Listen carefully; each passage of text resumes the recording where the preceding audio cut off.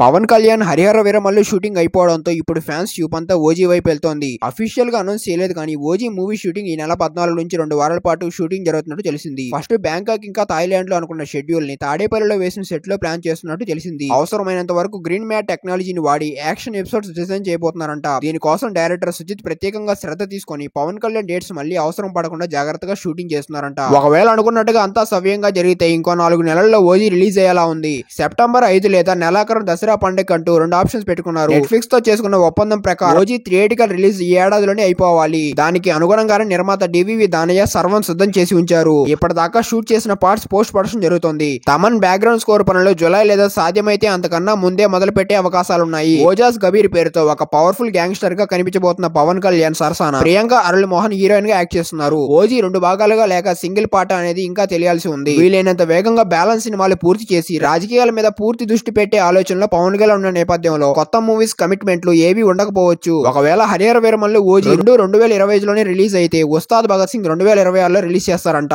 ఉస్తాద్ భగత్ సింగ్ కి ఎన్ని డేట్లు అవసరం అవుతాయి అనేది ఇంకా 2-3 నెలల్లో తెలియవచ్చు. సో ఇలాంటి మూవీ అప్డేట్స్ కోసం మన ఛానల్ ను సబ్స్క్రైబ్ చేసుకోండి.